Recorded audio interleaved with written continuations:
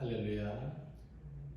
예수님의 부활이 주는 가장 큰 믿음은 우리들의 삶은 죽음의 절망을 향해서 나아가는 것이 아니라 생명의 희망을 향해서 나아가고 있다는 사실입니다.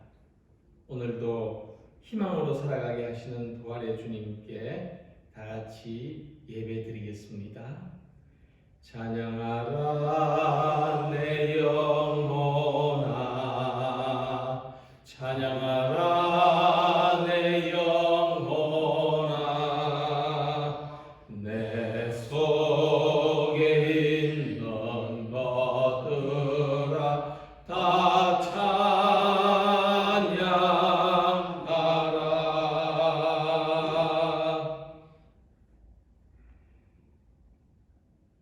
안식 후 첫날 저녁 때에 제자들이 유대인들을 두려워하여 모인 곳에 문들을 닫았더니 예수께서 오사 가운데 서서 이르시되 너희에게 평강이 있을지어다.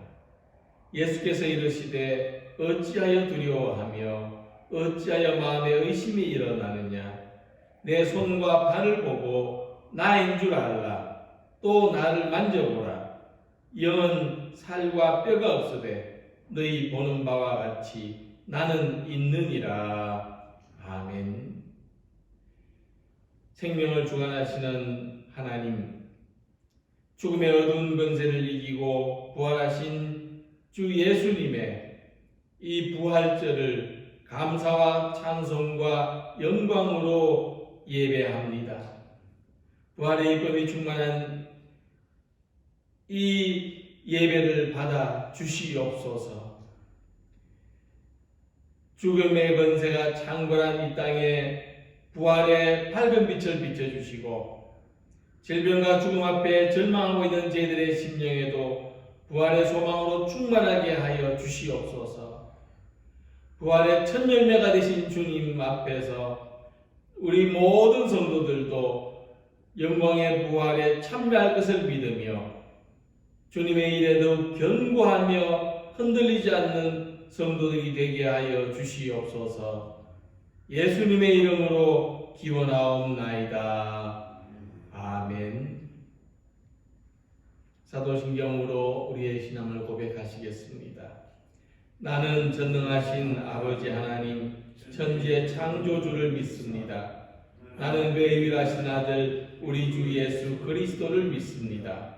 그는 성령으로 잉태되어 동정녀 마리아에게서 나시고 본디오 빌라도에게 고난을 받아 십자가에 못 박혀 죽으시고 장사된 지 사흘 만에 죽은 자 가운데서 다시 살아나셨으며 하늘에 오르시어 전능하신 아버지 하나님 우편에 앉아 계시다가 거기로부터 살아있는 자와 죽은 자를 심판하러 오십니다.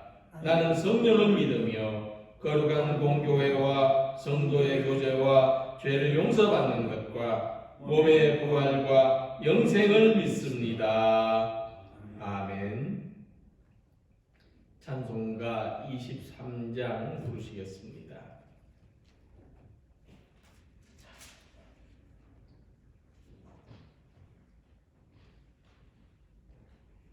만입이 내게 있으며 그 있다 가지고 내 구주 주시는 종을 늘 찬송하겠네. 내 은혜로우신 하나님 날 도와주시고 그 크신 영광을 입혀 다 알게 하소서. 내 주의 귀한 이름이 날 위로하시고 이 귀의 음악 같으니 참 미락되도다. 내 죄의 권세 깨뜨려 그 결박하시고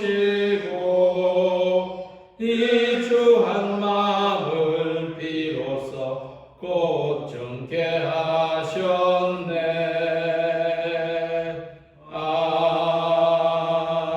아멘.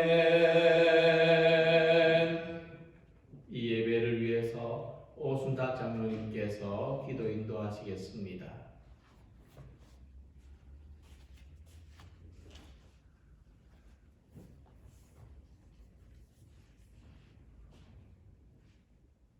사랑과 자비가 많으신 아버지 하나님, 부족한 우리가 오늘도 주님의 은혜로 주님께서 세우시신 이 울산 두레기에 나와서 우리 아버지 하나님 앞에 머리 숙여 기도를 드립니다. 아버지, 부족하지만 우리의 기도를 들어주시고 아버지의 이 교회를 축복하여 주시옵소서. 아버지 하나님, 지금 이 세상이 아버지 중국에서 발병한 아버지 코로나19라는 그 계질병으로 인해서 온 아버지 지구촌이 불안에 떨고 있습니다. 아버지, 지금 이 안타까운 현실에서 지금 국가가 아버지 거리두기를 하고 있고 이웃과 이웃 또 사람과 사람 사이에 거리두기를 하고 있습니다. 이 안타까운 이 현실에서 그래도 우리에게 깨달음을 주시는 아버지 하나님 은혜를 감사합니다. 우리가 이 계절병으로 인해서 수많은 사람들이 목숨을 잃기도 하고 불안에 떨기도 하지만 우리가 이 일로 인해서 정말로 우리가 그동안에 아버지 거짓과 아버지 참이 무엇인지를 알 수 있게 하시는 감사합니다. 거짓 선지자들이 이번에 아버지 정말로 우리에게 정말 눈에 보일 수 있는 그런 모습을 보일 수 있게 하여 주신 은혜를 감사합니다. 아버지 하나님, 오늘은 하나님 우리 예수님께서 이 땅에 오셔서 우리의 죄를 담당하시고 십자가에 못 박혀 죽으시어 살면에 다시 부활하신 부활주를 하루 앞둔 오늘에 있습니다. 우리가 이 하나님의 거룩한 주일을 한 자리에서 모이지 못하고 이렇게 거리를 두고 아버지 앞에 예배를 드리는 이 현실이 하루속히 지나가고 우리가 다 함께 한 자리에 모여서 우리 아버지 앞에 진심으로 감사와 찬양하고 영광을 돌리는 그런 날이 속히 오기를 원합니다. 아버지 감사합니다. 우리 울산도레기를 사랑하시는 아버지 하나님께서 우리 교회에 담임 목사로 세우신 고자라 목사님 언제나 성령님께서 함께하여 주시고 건강 지켜주셔서 하나님의 능력의 말씀으로 은혜의 말씀으로 하나님의 이렇게 세워주신 아버지 우리 모든 성도들 한 사람 한 사람에게 기쁨을 주고 평안을 주기에 조금 더 부족함이 없는 그런 목자로 아버지 인도하여 주시옵소서. 아버지 하나님, 이 나라의 민족을 사랑하여 주셔서 축복하여 주신 아버지 하나님, 이제 4월 15일 날은 아버지 4년 동안 이 나라의 입법을 책임질 그런 국회의원들을 선출하는 날입니다. 아버지 하나님, 이번 기회에 아버지 진정으로 하나님을 두려워하고 정직한 아버지 그런 마음으로 이 백성들 한 사람 한 사람의 아버지 소리를 들을 수 있는 그런 인물들이 많이 선출되어서 이 나라를 안정적으로 이끌어갈 수 있는 그런 아버지 일꾼들이 선출될 수 있도록 은혜를 내려주시옵소서.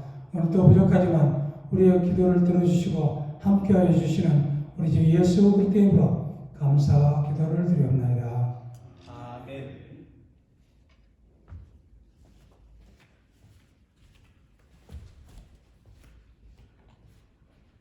오늘 우리들에게 주시는 하나님의 말씀은 고린도전서 15장 51절에서 58절 말씀입니다. 신약성경 284쪽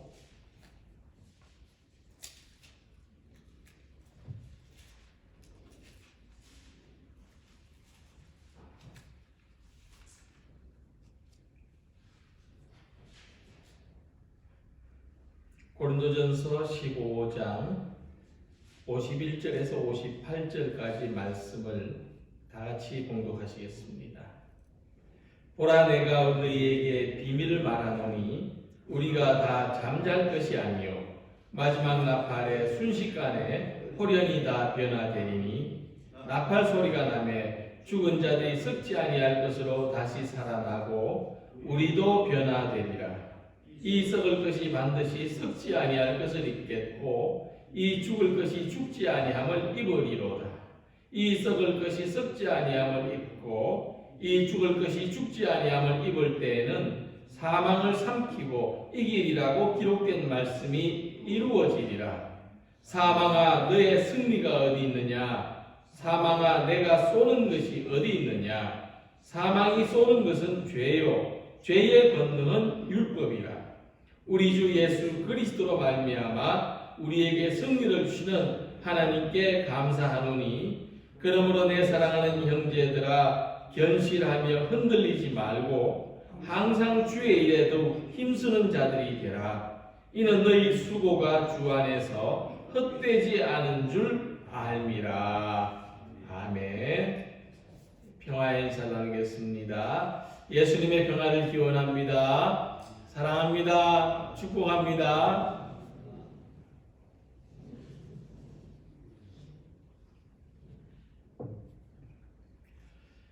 우리들의 믿음의 시작은 예수님의 탄생에서부터 시작됐을 거라고 생각하시는 분들이 많을 것입니다.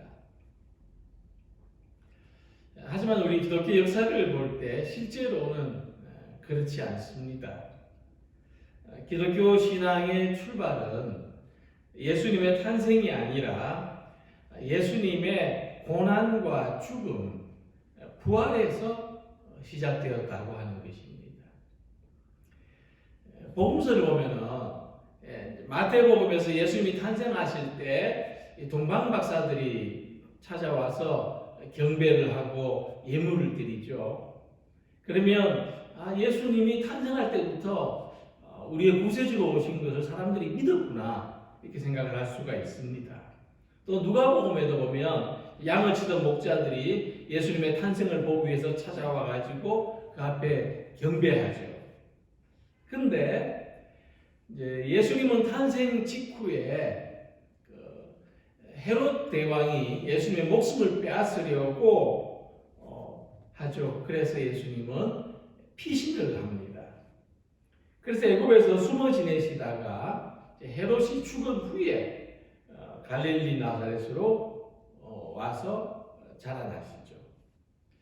그래서 예수님이 그 탄생하실 때에 사람들이 예수님을 구세주로 이렇게 경배하고 예를 표한 것은 어떻게 보면은 한순간의 일입니다.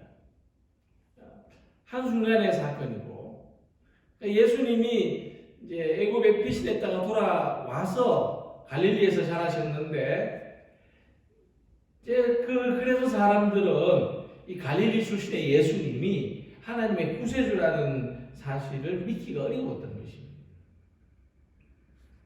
심지어 예수님이 공생 활동을 하면서 많은 기적을 행하시고 죽은 사람들을 살리셨음에도 불구하고 사람들은 예수님 믿지 않았습니다. 심지어 제자들조차도 예수님이 구세주라는 온전한 믿음을 가지지 못했다는 것을 복음서에서 볼 수가 있습니다. 그래서 기독교 신앙의 기원을 예수님의 탄생에서부터 또는 예수님의 어떤 공생의 기적이나 가르침에서부터 시작하는 것이 좀 맞지 않는 점이 있다는 겁니다.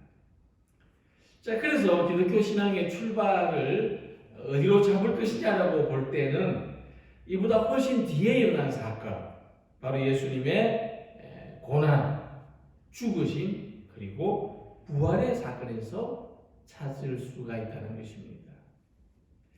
예수님이 십자가에 죽으실 때에 예수님을 배신하고 또 예수님을 부인하고 또 등을 돌리고 달아났던 사람, 흩어졌던 사람들이 예수님이 장사 지낸 다음에 어느 시점부터 다시 모이기 시작했습니다. 그것은 예수님의 죽음 이후 뭔가 어떤 사건이 있었다는 것을 추측하게 합니다. 바로 그 사건은 예수님이 부활하신 것입니다.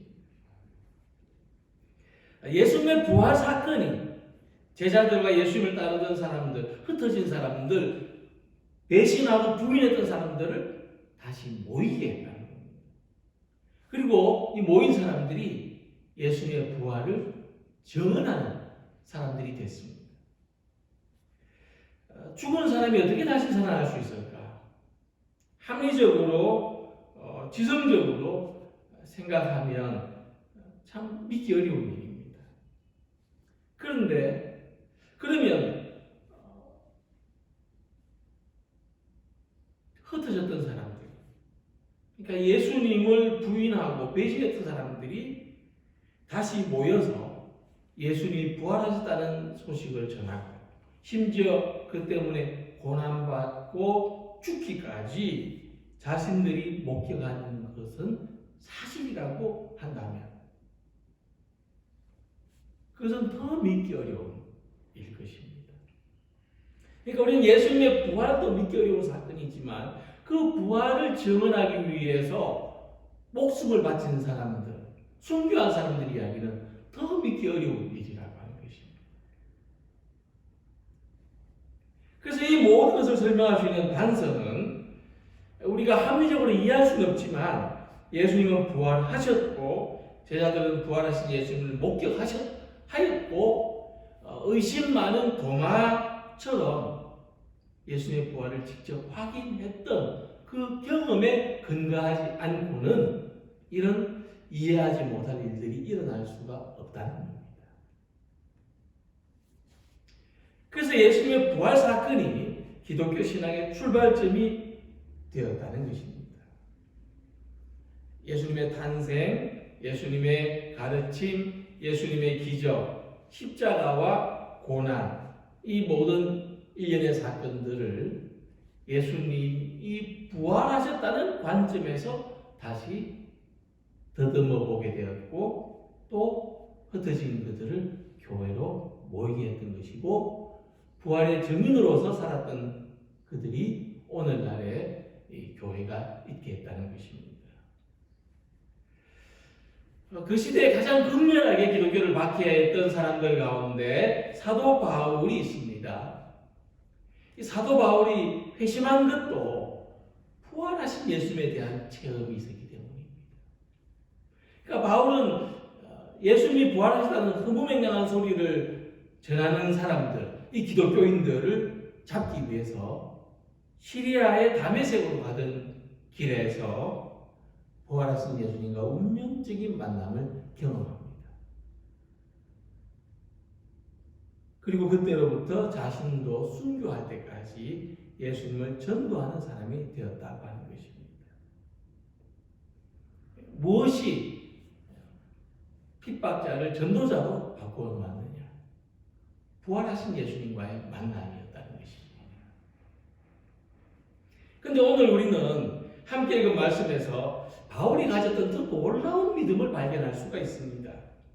사도 바울은 이 부활이 예수님에게만 그치는 사건이 아니라 예수님을 구주로 믿는 우리 모든 사람들에게도 일어나는 사건이라고 말씀합니다. 사실 예수님의 부활은 그것만으로도 믿기 어려운 사실이죠. 그런데 바울은 예수님의 부활이 그냥 어떤 믿기 어려운 기적의 차원에서만 일어나는 그런 일이 아니라는 것입니다. 진짜 기적은 내게서 일어나는 겁니다. 진짜 기적은 내가 경험하는 것입니다.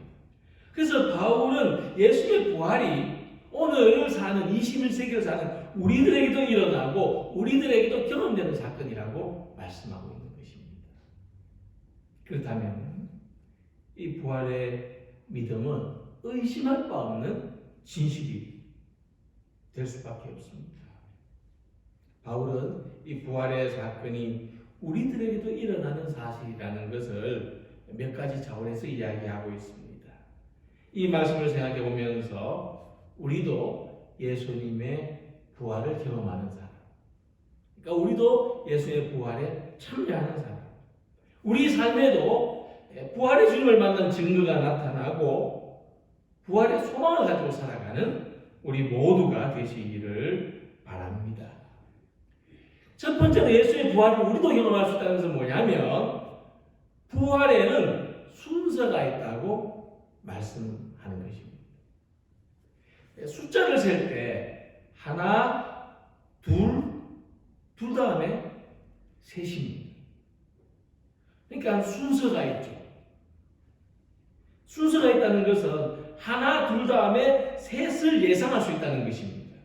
그리고 셋을 기대할 수 있다는 것입니다.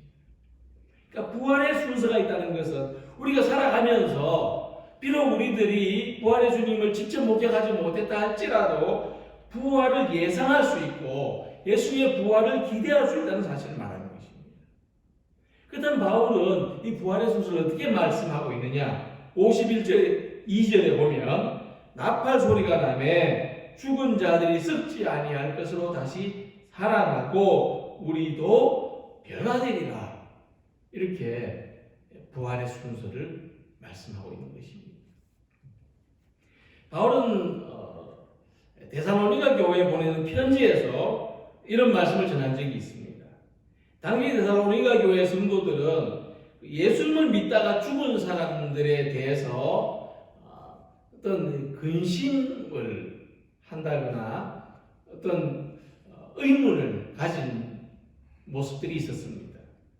이제 그들 가운데 예수님 믿고 믿음으로 살다가 나이가 들어서 또는 병이 들어서 자연히 죽음을 맞이한 사람들도 있겠지만 박해를 받거나 또 신앙을 위해서 순교로서 죽음을 맞이한 사람들도 있었을 것입니다.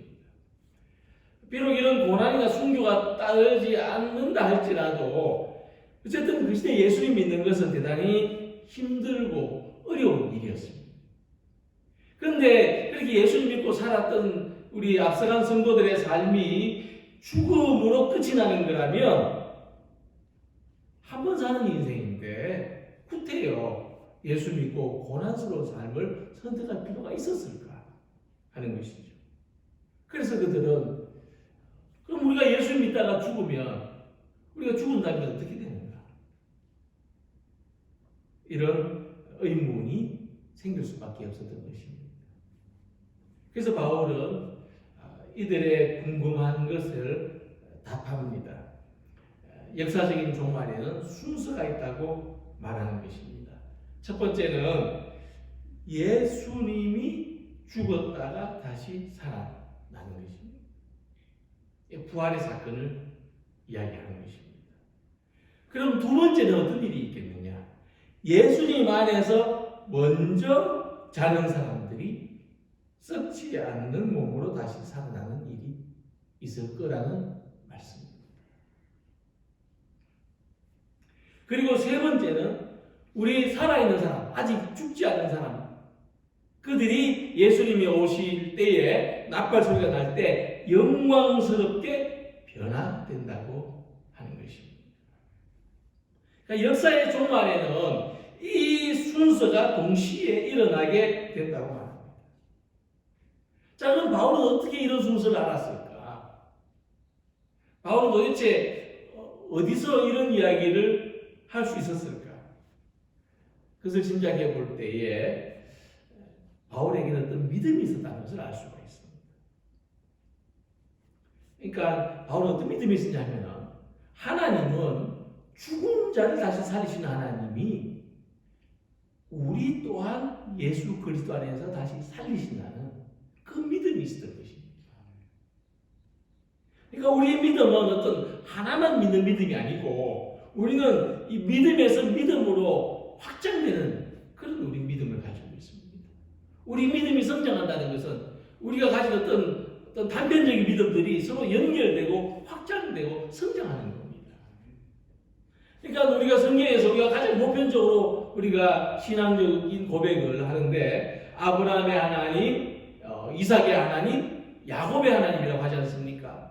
이 고백 속에 아브라함의 하나님이 이삭의 하나님이 되고 이삭의 하나님이 야곱의 하나님이 된다는 믿음이 있고 고백이 있는 것인데 그렇다면 야곱의 하나님이 또한 우리의 하나님이라는 믿음의 고백이 있는 것입니다.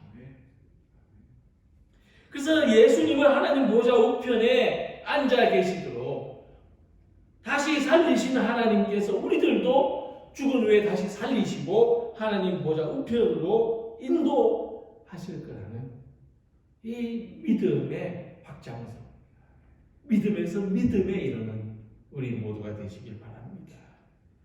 사람들은 어떤 인간의 운명이 가진 절망에 대해서도 이런 순서를 확신합니다. 그러니까 우리 할아버지가 돌아가셨고 또 우리 아버지, 우리 부모님이 돌아가셨으니까 그 다음에 내 차례다. 그렇게 우리가 자연적으로 그냥 살아가더라도 이제는 이제 나의 차례가 오겠구나 이런 순서를 가지고 있죠. 절망이도 마찬가지입니다. 어떤 극한 상황에서 앞 사람이 총에 맞아 죽고 그 다음 사람이 총에 맞아 죽으면 그 다음 내가 총에 맞겠구나, 이런 예상을 할 수가 있죠. 그럼 우리는 이 소망에 대해서, 희망에 대해서도 이 순서를 확신할 수 있다는 겁니다. 예수님이 다시 살아나셨습니다. 그 다음에 예수님 안에서 죽은 사람 다시 살아났고, 그 다음에는 우리들도 다시 부활하겠다고 하는 이 희망, 이 순서를 우리는 기대하고 예상할 수 있어야 되는 것이죠. 이것은 무슨 이야기냐면, 이때까지 역사 속에서 모든 사람들은 인생의 마지막이 절망이었습니다. 죽음으로 끝이 나는 인생. 그래서 사람들은 때로 인생에 대해서 아주 염세적이었습니다. 부정적이었습니다. 그러나 예수님의 부활은 우리 인생이, 우리 운명이 절망으로 끝나지 않는다는 것을 말씀하는 것입니다. 우리는 희망을 향해서 살아가고 있다는 것입니다. 생명의 희망. 우리는 죽음을 향해서 살아가고 있는 것이 아니라 영원한 생명을 향해서 살아가고 있다는 이 사실을 예수님의 부활에서 믿을 수 있고 기대할 수가 있습니다. 이 부활의 신앙으로 희망의 삶을 살아가고 생명을 향해서 살아가는 우리 모든 성도들이 되시길 바랍니다. 두 번째로, 그렇다면은 지금 우리에게 다가와 있는 순서, 지금 우리가 겪고 있는 순서는 무엇인가 하는 것입니다. 그러니까 우리가 이 땅에서 생명이 끝나기 전에, 예수님께서 나팔 소리와 함께 오시기 전에, 그러면 그 사이에 우리는 어떤 순서 속에 있는가, 어떤 과정 속에 있느냐 하는 것입니다. 바로 지금 우리는 고난이라는 순서, 고난이라는 과정 속에 있다는 것입니다. 이 땅의 모든 사람들, 예수님이 오시기 전까지 고난이라는 코스를 통과하게 됩니다. 최근에 이런 이야기를 자주 듣습니다. 6.25 때 난리는 난리도 아닙니다. 또 어떤 분은 이렇게 말씀을 합니다. 목사님, 내가 살다가 별일을 다 겪는 것을 보니까 내가 참 오래 살았다 싶으네요. 우리가 사는 것은 고난의 순서를 맞이하는 것이고 고난이라는 코스를 통과하는 것인데, 지금 우리의 모든 삶이 그 과정 속에 있다는 겁니다. 과거보다 더한 고난일 수가 있고, 정말 생각지도 못한 별별 이상한 그런 고난일 수가 있습니다. 우리에게 고난은 언제 어떤 형태로 다가올지 예상할 수 없습니다. 지금 편안하다고 생각하지만 또 이보다 더 어려운 고난이 다가올 수 있고, 그때 그 고난은 어떤 모습인지 예상하기 어렵습니다. 그리고 언젠가 우리는 죽음이라는 가장 큰 고난을 맞이하게 될 것입니다. 고난이나 죽음을 피해갈 수 있다면, 만약 우리 사람들이 고난도 피하고 죽음도 피할 수 있는 길이 있다면, 부활은 신앙에서 아무 의미가 없을 것입니다. 굳이 우리가 부활을 예상하거나 소망해야 될 이유가 없습니다. 고난도 피해갈 수 있고 죽음도 피해갈 수 있기 때문에. 그러나 부활의 신앙이 오늘 우리들에게 필요한 것은 바로 고난과 죽음 이후의 순서, 그 다음 뭔가, 그때 부활의 순서가 있을 것이라고 기대하고 소망하기 때문입니다. 사도 바울은 예수님이 부활의 첫 열매라고 고린도전서 15장 20절에서 말씀했습니다.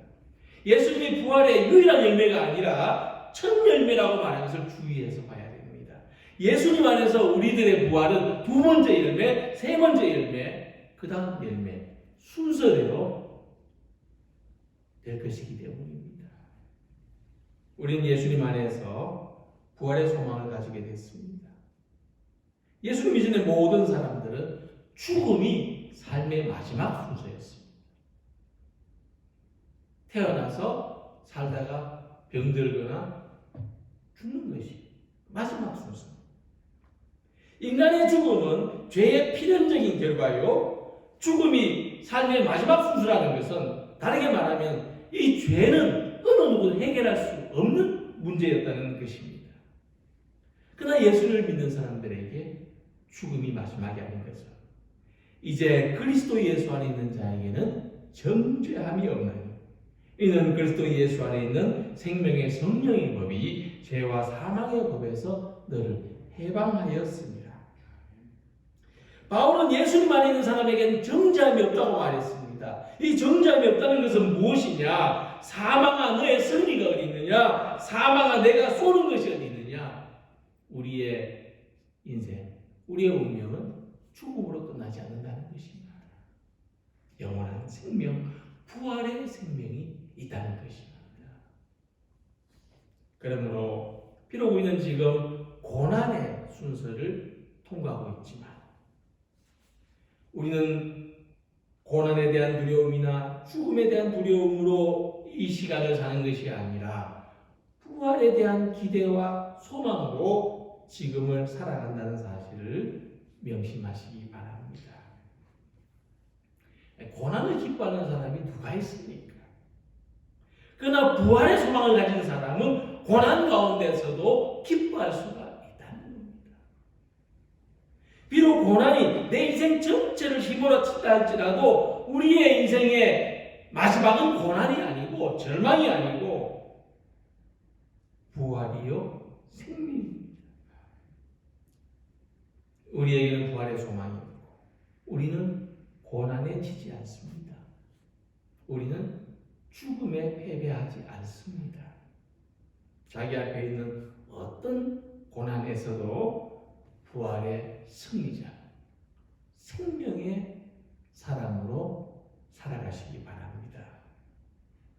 자, 그래서 우리에게는 부활이 있으므로 우리의 삶도 새로워지게 된다는 것을 믿으시기 바랍니다. 이 부활이 뭐냐 하면은 죽은 사람이 산 사람으로 변화되는 거 아닙니까? 썩은 사람이 썩지 않는 몸으로 변화되는 거 아닙니까? 땅에 속한 어떤 육체가 하늘의 신령한 형체가 되는 거 아닙니까? 그러니까 부활은 변화되는 겁니다. 우리가 한 번도 경험해 보지 못한 어떤 새로운 것으로 어떤 신령한 것으로 변화되는 그 삶이 이제 그 과정이 기다리고 있는 것이죠. 그렇기 때문에 부활의 신앙은 죽음을 이기는 능력이 된다는 것입니다. 부활은 죽음을 극복하고 죽음을 새롭게 변화되게 하는 그런 힘이 된다고 하는 것입니다. 자, 사도 바울은 자신이 직접 경험한 것을 말합니다. 내가 모든 죽음의 위협을 무릅쓰면서도 예수님의 복음을 전도하는 것은 부활을 믿기 때문입니다. 부활은 썩어 없어질 몸에서 썩지 아니한 몸으로 변화되는 것입니다. 그래서 52절, 53절, 54절에 썩을 몸이 썩지 아니한 몸을 입는다 그랬습니다. 입는다고 말하는 것은 다른 존재가 되는 겁니다. 가면을 쓰는 것처럼 어떤 새 옷을 갈아입는 것처럼 어떤 새로운 몸, 새로운 삶을 사는 존재가 되는 것입니다. 작은 고난에도 굴복할 수밖에 없는 이 연약한 몸이 어떤 작은 어떤 질병에도 두려워할 수밖에 없는 이 약한 이 한계가 있고 부족한 이 생명이 그 한계를 넘어서 영원하고 새로운 몸으로 변화된다는 것이 바로 부활의 신앙입니다. 고난도 죽음도 이겨내는 그 능력의 신앙입니다. 그렇다면 부활의 삶은 우리가 그저 죽은 다음에 어떤 일이 있지 않을까 기대하는 어떤 그런 막연한 기대가 아니라 지금 여기서부터 시작된다고 하는 것입니다. 예수님 안에 있는 사람들에게는 어떤 삶의 변화가 있지 않습니까? 우리가 예수님 믿고 과거에 나는 죽었습니다. 지금 나는 믿음으로 새롭게 삽니다. 이런 고백을 하지 않습니까? 그러니까 우리가 어떤 변화를 경험합니까? 어떤 연약함에서 강건함 변화, 어떤 죄와 상처에 매인돼서 자유롭게 되는 변화, 어떤 욕심이나 정욕에 지배당하는 삶에서 사랑으로 섬기는 삶으로의 변화, 바로 이런 변화가 우리 속에 있다는 것입니다. 부활을 믿는 사람들에게 어떤 변화가 있는 것인가? 사도 바울은 이 삶을 구체적으로 제시합니다. 그러므로 내 사랑하는 형제들아 견실하며 흔들리지 말며 항상 주의 일에 더욱 힘쓰는 자들이 되라. 이는 너희 수고가 주 안에서 헛되지 않은 줄을 압니다. 자, 바울은 우리의 이 변화된 삶이 뭐냐? 부활을 믿는 삶은 어떻게 변화되어야 하느냐? 주의 일에 더욱 힘쓰는 것이라. 그렇게 말했습니다. 변화된 삶의 중심, 거기에는 주님의 일이 있습니다. 우리가 주님의 일이 우리 삶의 중심이 되었을 때 비로소 우리는 변화되었다고 말할 수 있을 것입니다. 우리의 삶이 새로운 목적과 새로운 삶을 가졌을 때 비로소 우리는 부활의 생명을 살아가고 있다고 할 수 있을 것입니다. 새로운 삶을 사는 것입니다. 그렇다면 우리들이 굳건하게 힘써야 하는 주님의 일이 무엇인가? 먼저는 각자의 믿음 생활을 잘하는 것이라고 생각합니다. 특히 지금 우리는 이 스스로 자기 믿음 생활을 얼마나 잘 유지할 수 있는지를 시험받고 있습니다. 그렇게 생각합니다. 우리가 스스로 믿음의 불씨를 끄트리지 않고 얼마나 잘 지켜나갈 수 있는지, 얼마나 하나님을 잘 예배할 수 있고 그분 앞에 우리의 삶을 드릴 수 있는지를 시험받는 기간입니다. 또 우리의 삶에 예배가 왜 필요한지를 절실히 경험하는 기간. 모이는 교회가 왜 소중한지, 왜 우리는 모여야 하는지를 몸으로 깨닫는 그런 기간입니다. 우리가 내 믿음을 잘 지키고 믿음 생활을 잘 유지하는 것이 주님의 일이다. 그런 생각을 가지고 살아가시기 바랍니다. 두 번째는 복음을 전하는 것입니다. 의심할 바 없이 바울은 땅 끝까지 복음 전하는 것이 주님의 일이요 자기에게 맡겨진 사명이라고 받아들였습니다. 복음 전하는 것. 우리가 입으로도 복음을 전하지만은 복음적인 삶을 살아가는 것, 또 우리가 복음적인 교회를 세워가는 것, 복음을 위하여 어떤 모양으로든지 일하는 그것을 우리의 사명이요 주님의 일이라고 받아들이는 성도들이 되시길 바랍니다. 그리고 한 가지 더 이야기한다면 부활의 증인이 돼요. 우리가 직접 예수님의 부활을 목격하지는 못했지만은 내가 믿어보니까, 내가 살아보니까 정말 예수님이 부활하지 않았다면 이런 믿음이 있을 수 없고, 부활을 믿지 않는다면 나처럼 이렇게 살 수 없다고 할 수 있는가?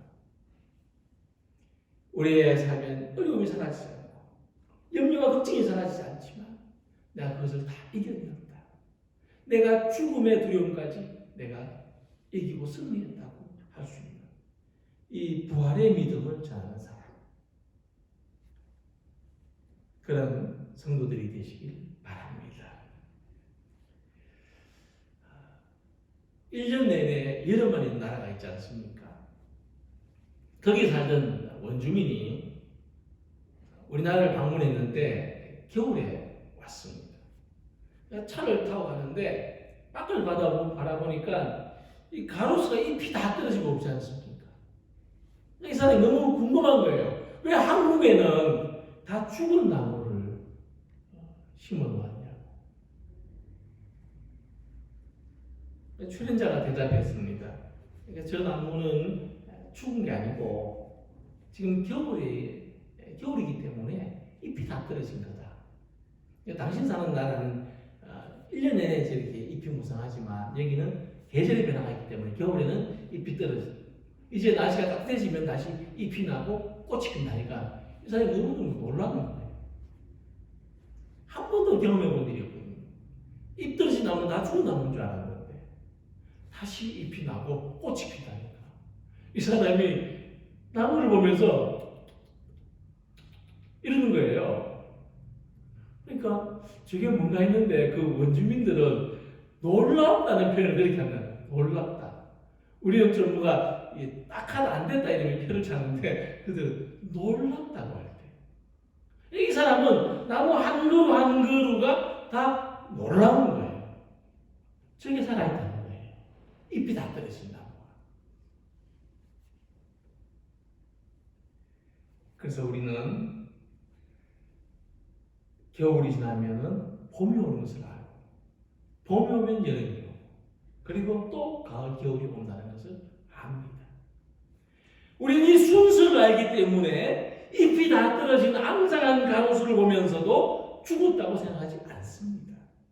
다시 잎이 나고 꽃이 피어날 순서가 있다는 것입니다. 이처럼 우리 성도들에게는 죽음 뒤에 부활이 있습니다. 고난 다음에, 십자가 다음에 부활이 있습니다. 우리는 그 부활을 기대합니다. 소망합니다. 내게도 그 놀랍고 엄청난 사건이 일어나기를 원합니다. 우리가 하는 모든 일들이 절망으로 끝마칠 것이 아닙니다. 희망으로 맞춰지기를 원합니다. 이 부활의 생명, 이 부활의 기대와 소망으로 살아가 우리 모두가 다 되시기를 주님의 이름으로 축복합니다. 기도드리겠습니다. 좋으신 하나님 은혜를 감사합니다. 예수님의 부활 안에서 제2, 제3의 부활, 우리의 부활을 기대하고 예상케 하여 주옵소서. 주님, 우리의 삶을 불안과 두려움으로 절망으로 맞춰지지 않게 해주시고 희망으로, 기쁨으로, 소망으로 살아가게 하여 주시옵소서. 이 부활의 증인으로 살아가게 하여 주시옵소서. 예수님의 이름으로 기도하옵나이다. 아멘. 찬송가 165장 부르시면서 동원하시겠습니다.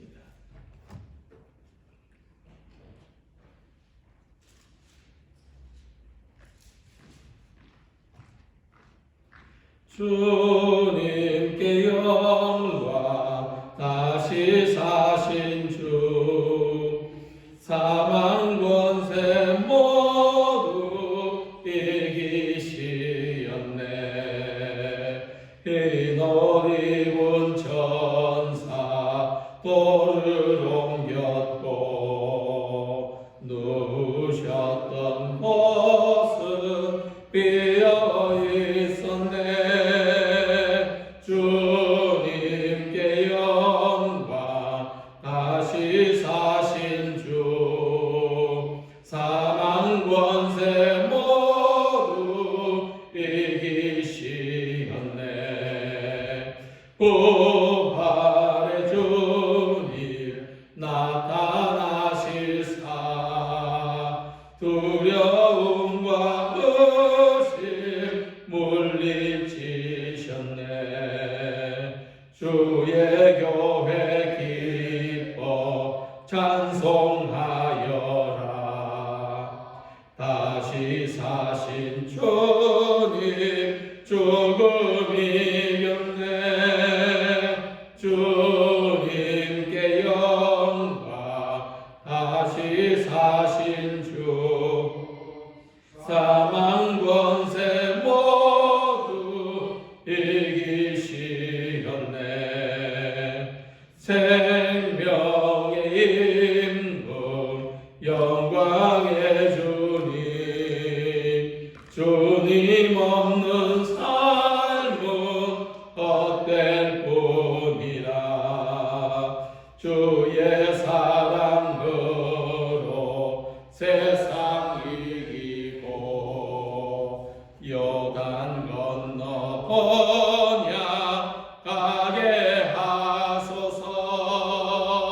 주님께 영광. 다시 사신 주 사망 권세 모두 이기시었네.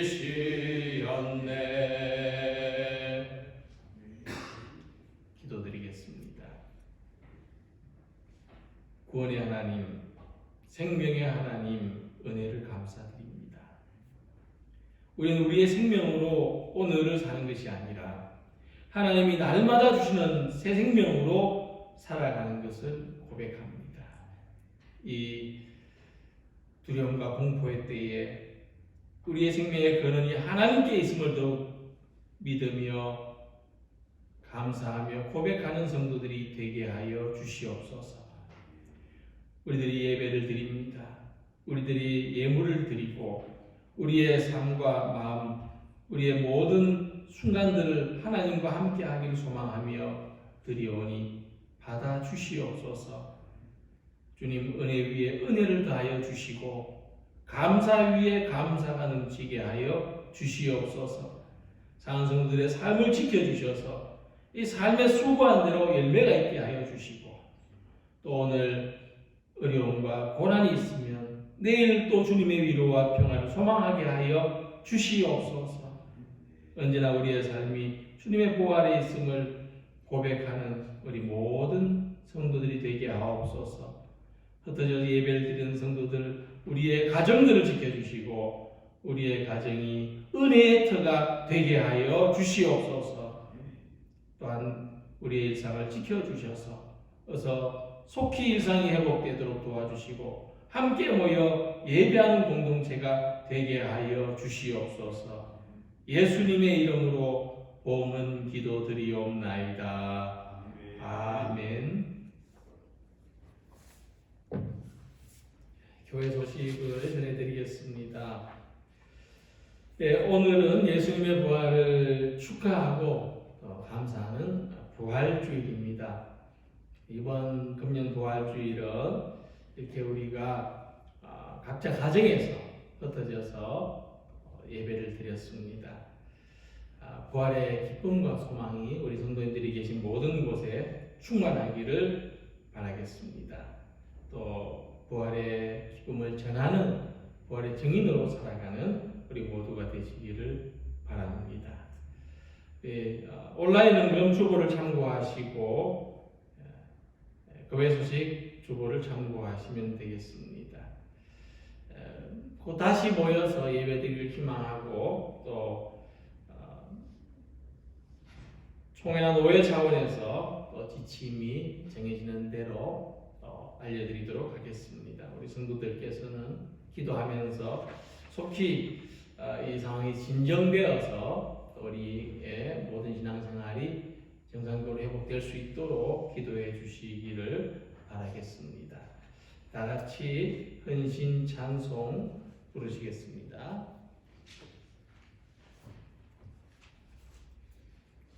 하나님은 너를 지키시는 분, 너의 우편에 금을 대시니 낮에 해와 밤에 달도 너를 해치 못하리.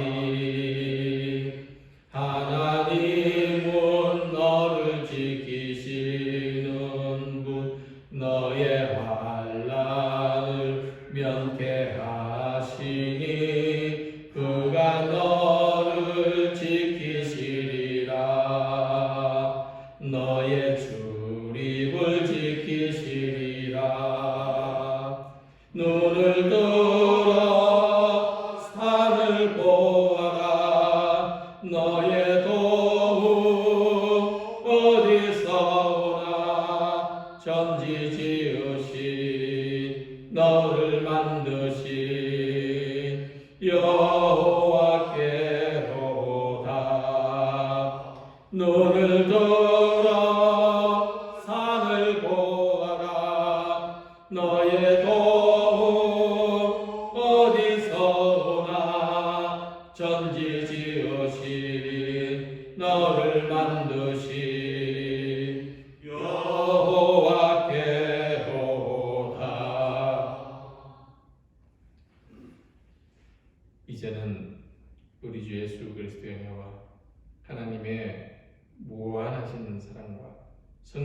기도와 교통 충만하신 역사가